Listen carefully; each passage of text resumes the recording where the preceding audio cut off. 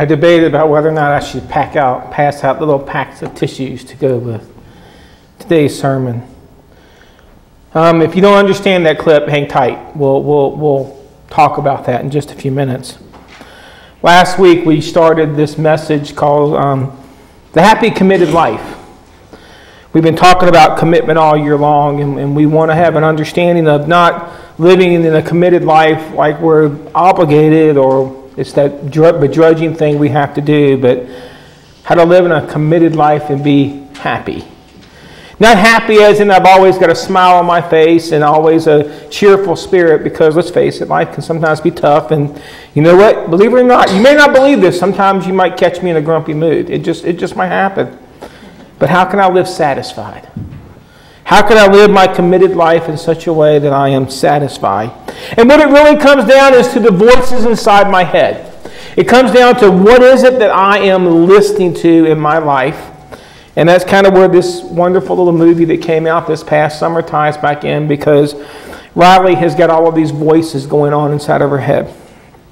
So this morning, we're going to begin talking about that second little statement.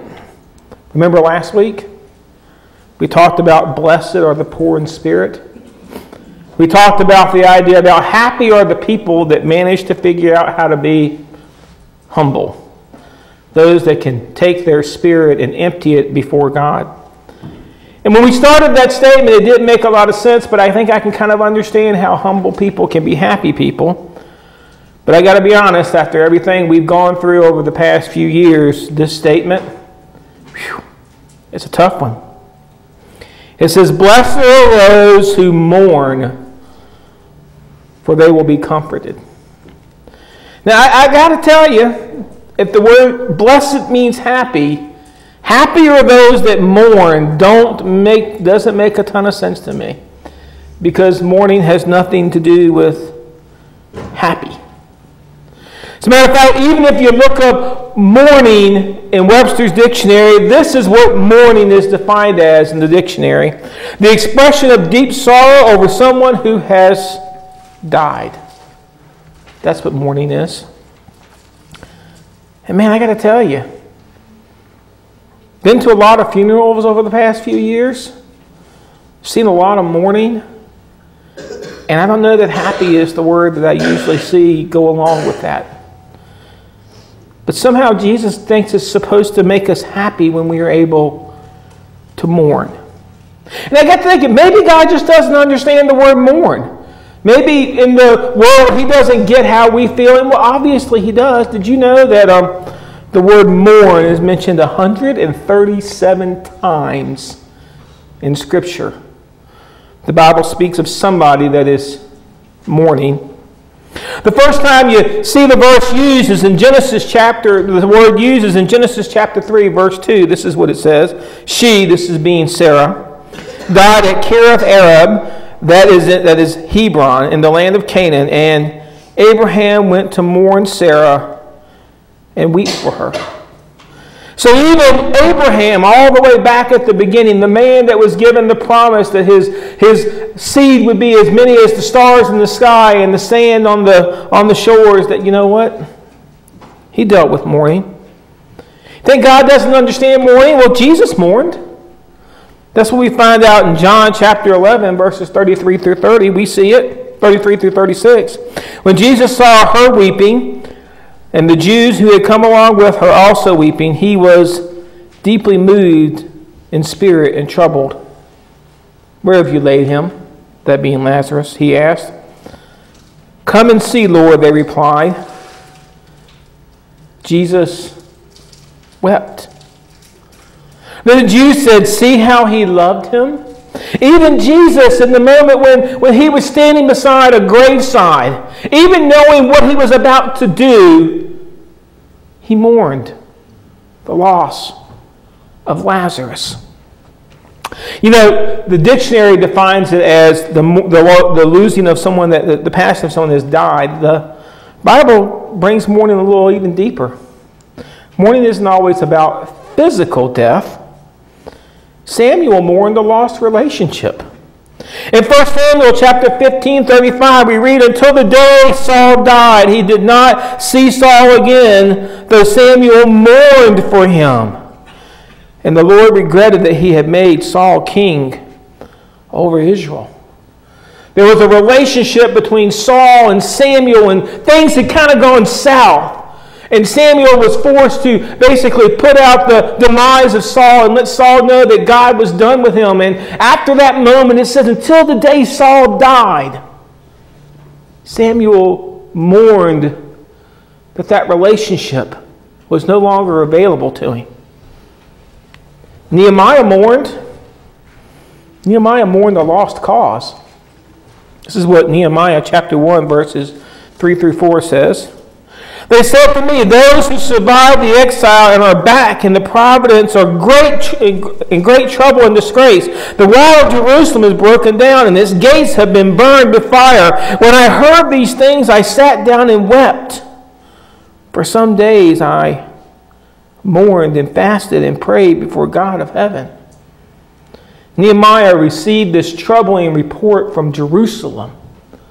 And there he was, and as he read the report or heard the report, and he heard about how Jerusalem was in disarray, and God's kingdom, the center of Jerusalem, the center of the Israel nation, was in ruins, and the temple was gone, the gates were down, and the fire had burned down the walls, and the people there were in great trouble. And it says that Nehemiah could do nothing more than sit and weep and mourn at the situation that Israel now found itself in. Some even mourn the passing of time. Zephaniah chapter 3 verse 18 reads, I will remove from you all who mourn over the loss of your appointed festivals, which is burdened with reproach for you. Israel had a very festive religion. Their calendar was loaded with all kind of different ways that they worshiped, and they had these festivals and these feasts. And as time had changed and they had gone into captivity and things had gotten difficult for them, many of their traditions were gone. And the Israelites mourned that things had changed, that time had passed. And don't think we don't do the same thing. We mourn those that have died, but we also mourn people that we no longer have relationships with. And we also mourn situations that we can't control. We even mourn the passing of time. Hey, I'm only 47. My kids are still kind of young. But I have to confess, we have a hard drive full of pictures. And every now and then I find myself leafing through all of those pictures and remembering when they were little. And they actually listened to me. They didn't have a choice, but they actually listened to me. And when Dad had a different meaning, and I mourn the fact that those days are changing. You see, mourning isn't just about death. Mourning is about unrecoverable loss. This is what Jeremiah chapter 31, verse 15 says. This is what the Lord says. A voice is heard in Ramah, mourning and great weeping, Rachel weeping for her children and refusing to be comforted because they are no more. Anytime that there is something that has been a huge part of our life, a big part of our life, and that something disappears, there is something in our life that just doesn't feel happy anymore. We want to mourn it. And you know, Jesus says, happy are those who mourn. Jesus says there's nothing wrong with mourning. There's nothing wrong with feeling these senses of loss. Sometimes we think we're supposed to be stiff upper lip, smile on the face, make sure that we don't ever let anybody see a weakness. And we want to build this little shell around us that says, you know what? I can endure anything. No tears. I can take care of it. I am strong enough to get myself through it. I think it does some damage.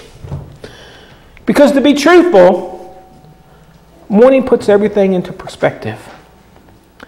Ecclesiastes chapter 7 verse 2 says, it is better to go to a house of mourning than a house of feasting. For death is the destiny of everyone, and the living should take this to heart. You see, when we begin to mourn, we begin to understand that nothing lasts forever. There is absolutely, positively nothing on this planet that is forever. There is no relationship you have that won't be touched by death. There isn't an item that you have in your possession that time will not take its toll on. There isn't anything that doesn't have a life cycle that is on this planet.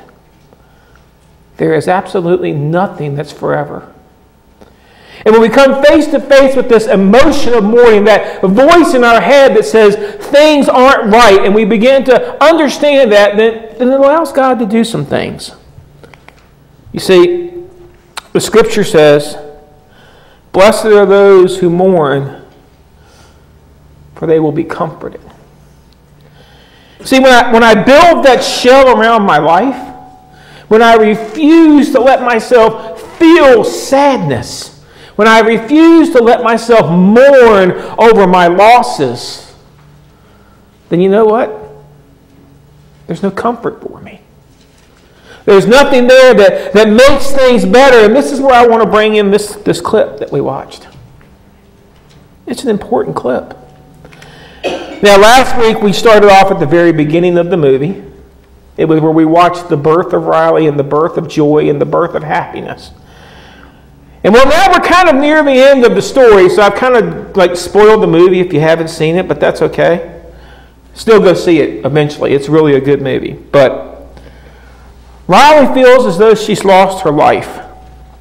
See, around the age of 11, Riley's dad decided to move to San Francisco from Minnesota. Now, you want to talk about culture shock.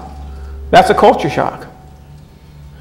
And where Riley's changes in the middle of all of that, her sadness got pushed off to the side and she lost her joy. And so you know what she was left with? 3 things. Anger, disgust, and fear. And you mix those 3 things together and you know what you get? Frustration. She can't feel happy, but she doesn't feel that she can feel sad because her parents so desperately want her to be happy in the situation she's now in. She refuses to let her sadness take hold, and she begins to make some bad decisions, and she decides to move back to Minnesota on her own. She's going to run away from home. But she just can't do it. So she heads back to her parents, and it's time for her to do some confessing. And then that clip that you were watching, there she was in front of her parents, and I love the words, "You want me to be happy, but I just can't right now." She missed her friends. She missed her hockey team. She missed the lake behind her house. She missed the way that her life used to be. She was sad, and it was about time Riley began to mourn that loss. And you would think that the parents might be a little upset. I mean, after all, they've been trying really hard. They tried to find her a new hockey team. They put her in a good school to try to find some friends. And, you know, they had been trying to bend over backwards to try to make things work for Riley. But here she was, standing in front of her parents. She begins to mourn. The tears begin to flow. She begins to recap those memories, those little blue balls that they were holding up there, and it showed the friends when she was small and the lake where she learned to play hockey. And the tears began to flow. Something amazing happens. You see, from sadness comes joy.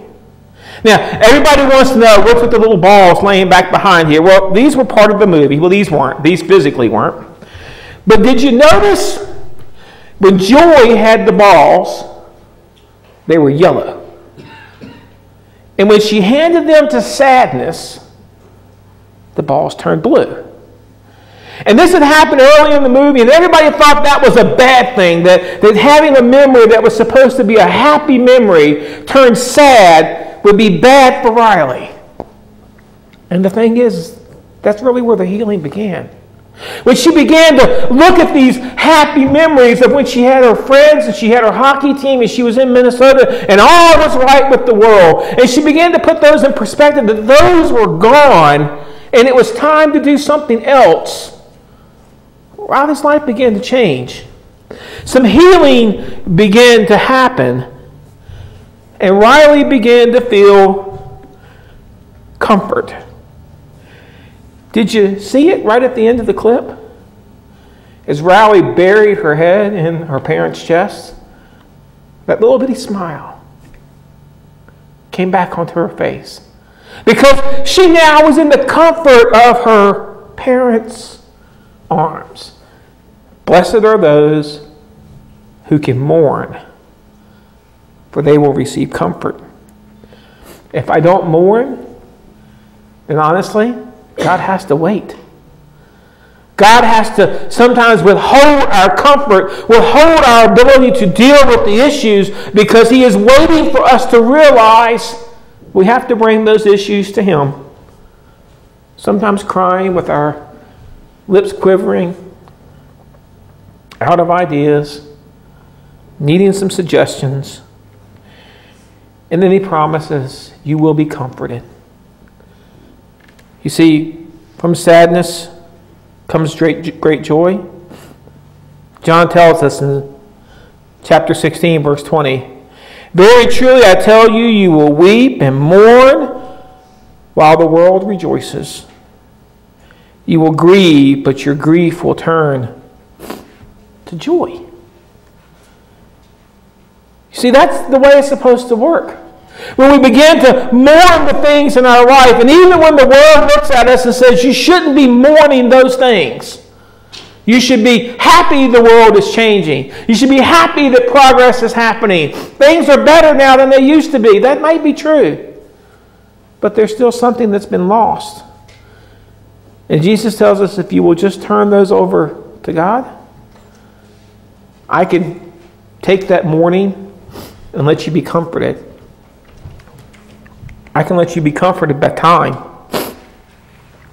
Chapter 34, verse 8 reads in Deuteronomy, the Israelites grieved for Moses in the plains of Moab 30 days, and the time of weeping and mourning was over. That's a long time, isn't it? For a million some people to sit on a plain in the middle of nowhere and just weep for the passing of a leader. But it was necessary. But I also want you to see that it had an end. There was a time when it was time to put the mourning away. It was over. And so it was time for them to move on and do the next thing that needed to be done. See, when Jesus says, happy are those that mourn, He doesn't mean you get to stay there mourning forever. There is a time when you have to put it away. You have to allow time to do that thing that it does. 2 Samuel chapter 1 verse 12 says, this is again the Israelites, they mourned and wept and fasted till evening for Saul and his son Jonathan, and for the army of the Lord, and for the nation of Israel, because they had fallen by the sword. They did the things that they should do to allow the passing of time, to allow God to move in and help them to feel comfort. But when time was done, it was time to get back to work. And I think too often we take this happier of those that mourn, that means I'm just supposed to stay right there. That was never the intent. You know, they say time heals all wounds. I don't know that it heals them, but it can definitely help them. And just because you're feeling really sad today, or just because you're really struggling with something today, just know God has a plan, but it is going to allow time to pass. And it does mean that while other things in your life may be gone, life still goes on. I love the movie A good man, Charlie Brown. You know I'm a big Peanuts fan. I can't wait. It's coming out in a few weeks. I know where I'll be opening night. If you want to see me that night, I'll be at the movies. I have plans already. But they had this movie. Then Charlie Brown was sent to the spelling bee, and he was supposed to win the spelling bee, and he missed the word, and the very last word was the word beagle, and he misspelled it, which was kind of ironic because his dog was a beagle, so he shouldn't have never missed that one. And he just came back home, and he felt he had let everyone down. And then his good friend Linus comes, and he stands beside the bed, and he says, "Yeah, Charlie Brown, you messed up. You disappointed everybody." And Charlie Brown's like, "Well, gee, thanks." And Linus is like, "But you know what? The sun still came up, Charlie Brown. There is still a life that needs to be lived. There are still things that need to be done. Life is moving on because time doesn't stop. So blessed are those that are mourning, for they will be comforted when they allow time to pass." But that's not the only way you're going to be comforted. See, blessed are you when you are mourning, because then you can allow others to comfort you. Romans chapter 12, verse 15, "Rejoice with those who rejoice and mourn with those who mourn." When you keep everything bottled up inside of you, and you keep all of those little blue memories chucked down, and you put on the happy face, and nobody knows that you're falling apart inside, when nobody can see that, then I want to let you in a little secret. We don't have any mind readers. Not even me. I can't read your mind. And when you're falling apart inside and you refuse to mourn, you refuse to let it come out, then those that are around you that want to comfort you, we can't do our job. We can't provide you comfort. We can't reach out into your life. We can't minister to you because you refuse to mourn. You refuse to allow what you're feeling inside to come out. You just wanted us to think, I got it all under control. But you don't. And so we have to learn how to mourn. We have to be honest, because Jesus tells us, happy are those that can actually express their feelings. Happy are those that can feel sadness. Happy are those that can show sadness, because it is those people that begin to understand that they will be comforted by others around them. Other people will come alongside them and try to pick them up or encourage them, or maybe even cry with them. Remember Job? When he lost everything? It was 3 friends that came and sat for 3 days. Just sat there not saying a word, just to make sure he didn't go through it alone. So you'll be comforted by time, you'll be comforted by others, and most importantly, you will be comforted by God. Isaiah chapter 57, verse 18 says, "I have seen their ways, but I will heal them. I will guide them. I will restore comfort to Israel's mourners." And I love this verse because understand, God already has a plan for your mourning. When you're feeling sorrow, when you're feeling anxious, when the world has just seemed to fall apart and nothing's making sense, God already has a plan. He says, you know what? Bring your mourning to me. I'm a God who heals. That broken heart that you're feeling, yeah, I can fix that.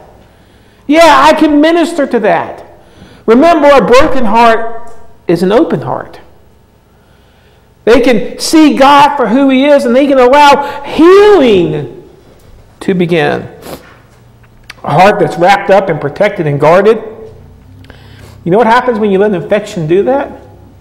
It's funny, we have a lot of medical people around, and they understand if you take something that's infected and you close it up and you make it to where it can't come out, the infection spreads even more, does it not?